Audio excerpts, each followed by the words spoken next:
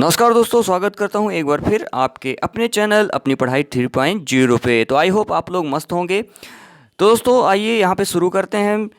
आज जो अपन का जो टॉपिक है वो है इन्वायरमेंट से रिलेटेड है। तो वीडियो के लास्ट तक जरूर बने रहिएगा। अगर चैनल को सब्सक्राइब ना किए हों तो सब्सक्राइब कर लीजिए, लाइक करिए और शेयर कर दीजिए ताकि वीडियो ज़्यादा से ज़्यादा लोगों तक पहुँच सके। तो वीडियो के लास्ट तक जरूर बने रहिएगा। आइए शुरू करते हैं। पहला क्वेश्चन, मानव शरीर के लिए सुखदायक ताप परिसर कौन सा होता है? 20 से 25 डिग्री सेल्सियस। 200 यहाँ पे जो है बाई मिस्टेक 200 लिखा हुआ है, जबकि इसका जो सही है 20 से 25 डिग्री सेल्सियस। सेकंड ऑप्शन है 25 से 30 डिग्री सेल्सियस। थर्ड ऑप्शन है 15 से 20 डिग्री सेल्सियस। और लास्ट ऑप्शन है 25 से 40 डिग्री सेल्सियस। तो इसका जो सही आंसर हो जाएगा A option is the correct answer, 20 से 25 डिग्री सेल्सियस। तो इसका जो सही आंसर है A option is the correct answer. ज्वालामुखी फटने पर कौन सा प्रकृति चक्र प्रभावित होता है? ज्वालामुखी फटने पर कौन सा प्रकृति चक्र प्रभावित होगा? ऑप्शन है आपके फास्फोरस चक्र, कार्बन चक्र, नाइट्रोजन चक्र, सल्फर चक्र। तो इसका जो करेक्ट आंसर हो जाएगा दोस्तों, ज्वालामुखी फटने पर आपका फास्फोरस चक्र प्रभावित होता है। A option is the correct answer. प्रकाश संश्लेषण की क्रिया की दर अधिकतम होती है 700 से 100 डिग्री फ़ारेनहाइट पर, 60 से 80 डिग्री फ़ारेनहाइट पर, 50 डिग्री से 70 डिग्री फ़ारेनहाइट, और डी ऑप्शन है 70 से 130 डिग्री फ़ारेनहाइट। दोस्तों यहाँ पे बाई मिस्टेक 700 लिखा हुआ है, जबकि ये क्या होगा 70 होगा। दोस्तों इसका जो करेक्ट आंसर होगा 70 डिग्री से 100 degree Fahrenheit. A option is the correct answer.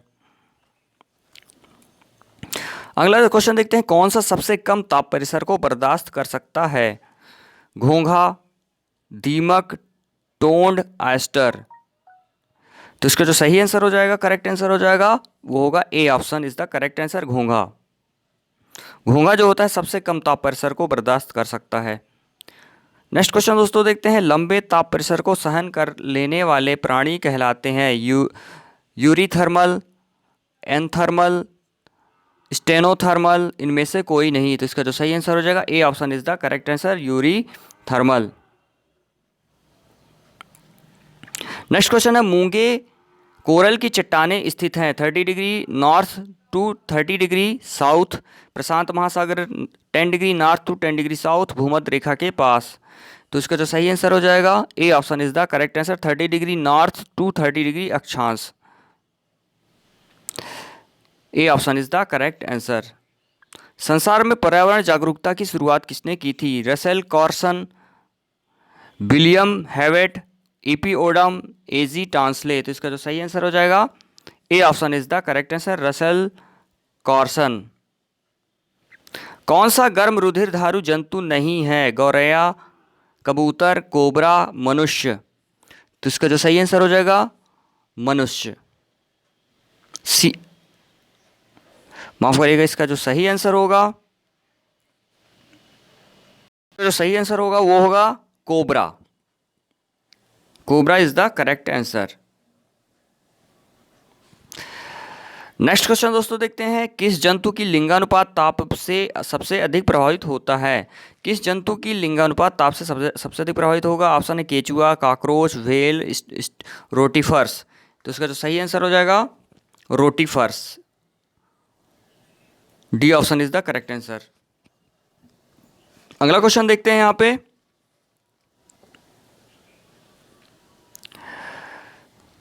Question number 10, प्रकाश स्रोत के विपरीत दिशा में गमन करता है। प्रकाश स्रोत के विपरीत दिशा में गमन करता है कौन सा जानवर? केचुआ, अमीबा, फ्लैजिलेट्स, उपरोक्त सभी। तो जिसका जो सही आंसर हो जाएगा ए ऑप्शन, केचुआ। केचुआ प्रकाश स्रोत के विपरीत दिशा में गमन करता है। कम प्रकाश वाले क्षेत्रों में पाए जाने वाले पौधे कहलाते हैं सियोफाइट, हेलोफाइट, सैफ्रोफाइट, हाइड्रोफाइट।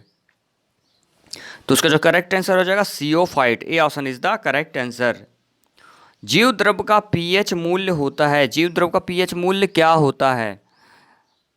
ऑप्शन है 1.028, 3.028, 7.023 और डी ऑप्शन है 8.023। तो इसका जो सही आंसर हो जाएगा A option is the correct answer, 1.028।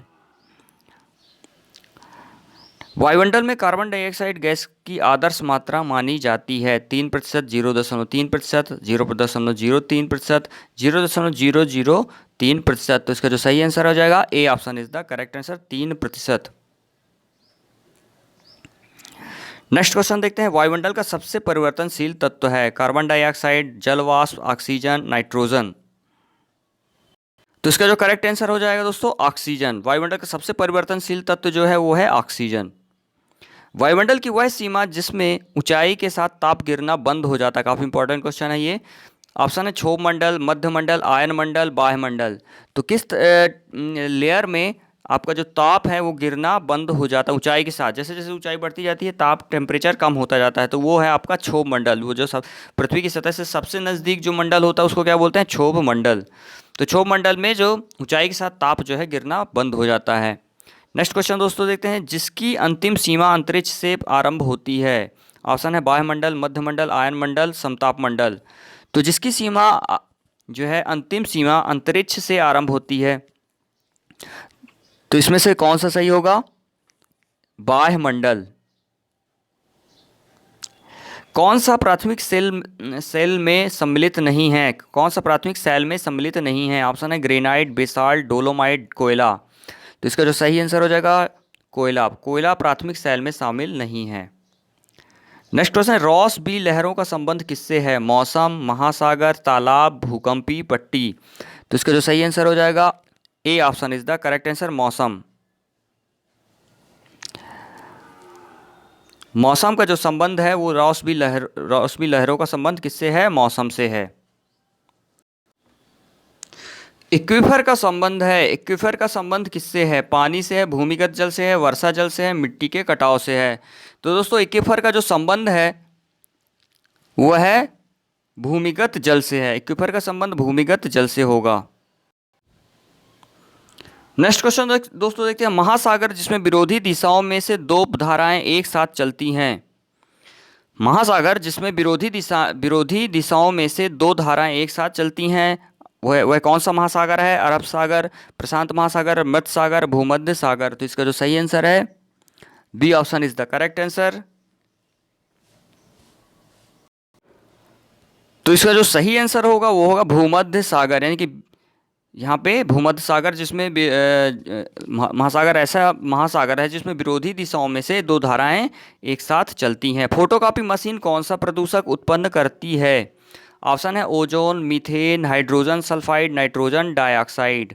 तो फोटोकॉपी मशीन कौन सा प्रदूषक उत्पन्न करती है? तो इसका जो सही आंसर हो जाएगा A option is the correct answer, ozone.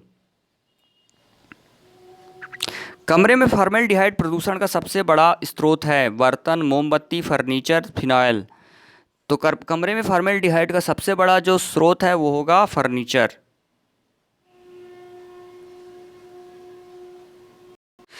अगला जो क्वेश्चन है, कैडमियम की स्याही में पाया जाने वाला विषैला तत्व है। कैडमियम, लेड, मैग्नीज, पारा। तो इसका जो सही आंसर होगा B option is the correct answer, lead. Cadmium की स्याही में कौन सा विषैला तत्व पाया जाता है? लेड।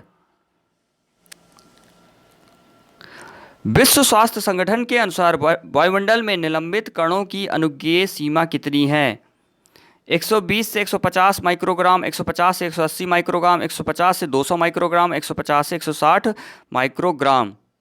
तो विश्व स्वास्थ्य संगठन के अनुसार वायुमंडल में निलंबित कणों की जो सीमा है, अनुज्ञेय सीमा है, वो है आपका ऑप्शन नंबर, इसका जो सही आंसर हो जाएगा A option is the correct answer, 120 से 150 माइक्रोग्राम। ग्रीन हाउस गैसों के प्रति व्यक्ति उत्सर्जन में विश्व में प्रथम स्थान पर है अमेरिका, ऑस्ट्रेलिया, चीन, जापान। तो इसका जो सही आंसर हो जाएगा A option is the correct answer, America. धूम्रपान सबसे अधिक मात्रा में उत्पन्न करता है nitrogen oxide, carbon dioxide, carbon monoxide, निलंबित कण। तो धूम्रपान कौन जो है सबसे ज़्यादा उत्पन्न करता है? इसका जो सही आंसर हो जाएगा D option is the correct answer, निलंबित कण। जुगाली करने वाले जंतु पशु कौन सी प्रदूषक गैस छोड़ते हैं? Methane, carbon dioxide, nitrogen dioxide, carbon monoxide.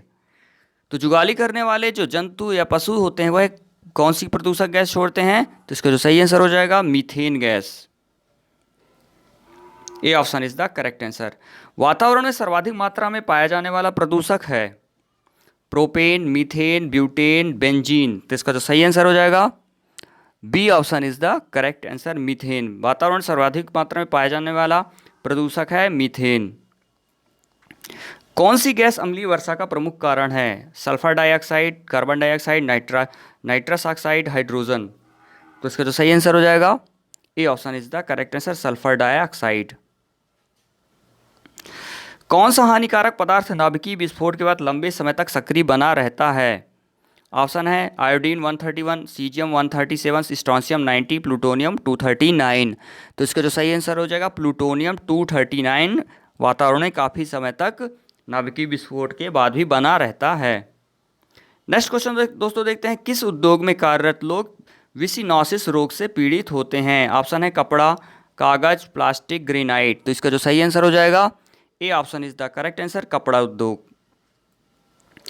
आसवन बांध के पीछे नील नदी के हटने से मिस्र में कौन सी बीमारी फैली थी? ऑप्शन है सिस्टोसोमिएसिस, कोलाइटिस, कृमि रोग, अस्थमा। तो इसका जो सही आंसर हो जाएगा A option is the correct answer, सिस्टोसोमिएसिस।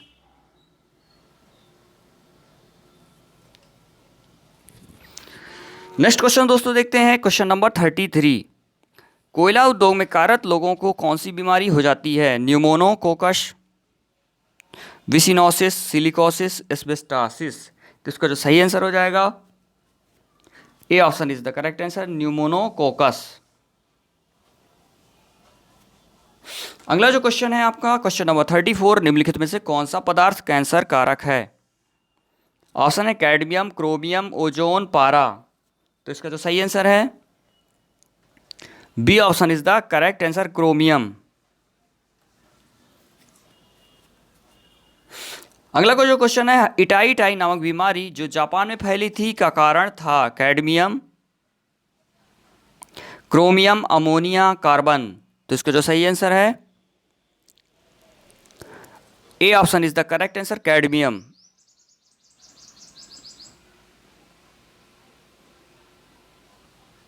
जैव रासायनिक मांग, बायोकेमिकल डिमांड का अर्थ क्या होता है? कार्बन व्यर्थ पदार्थ अपघटन करने में खर्च की गई ऑक्सीजन की मात्रा, पौधों के सड़ने गलने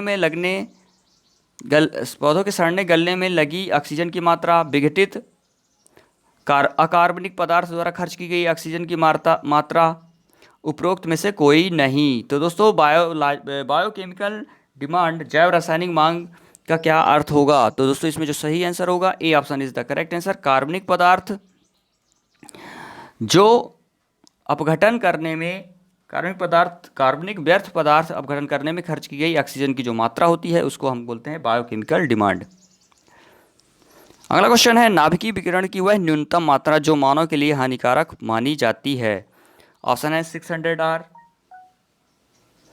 200 आर, 400 आर, 800 आर। तो इसका जो सही आंसर हो जाएगा correct answer is B option is the correct answer, 200 are.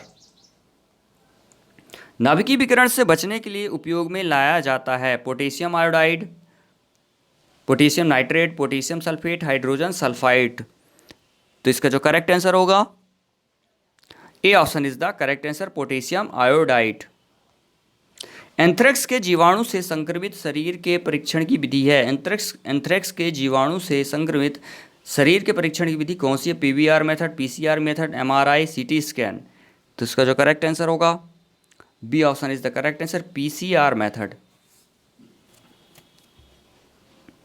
Nitrate उर्वरकों के अधिक प्रयोग से बच्चों में कौन सी बीमारी फैलती है? सेप्टिकेमिया, पीलिया, मैथेनोग्लोबिनिया, मम्स। तो इसका जो सही आंसर हो जाएगा methemoglobinemia, C option is the correct answer. हाल ही में केरल में कई मौतों की सूचना के बाद जिस कीटनाशक के प्रयोग पर पाबंदी लगा दी गई है वह कौन सा है?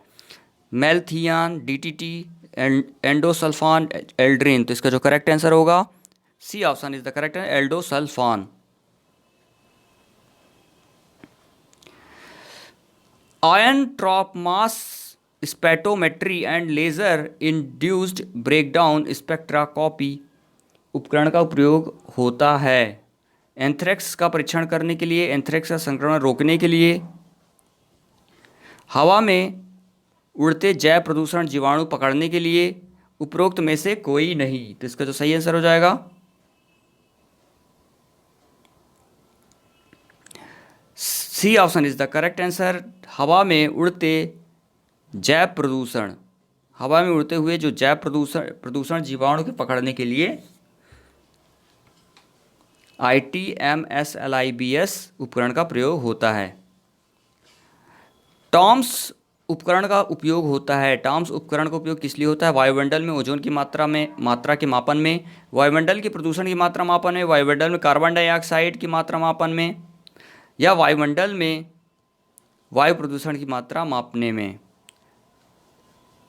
तो दोस्तों इसका जो करेक्ट आंसर हो जाएगा A option is the correct answer. वायुमंडल में ओजोन की मात्रा मापने के लिए टॉम्स उपकरण का उपयोग किया जाता है। नेक्स्ट क्वेश्चन है, मिस्टर ओजोन के नाम से प्रसिद्ध भारतीय हैं? Professor KR Ramanathan, professor KR Kothari, P Krishnamurthy, GP Saha. तो इसका जो सही आंसर हो जाएगा A option is the correct answer.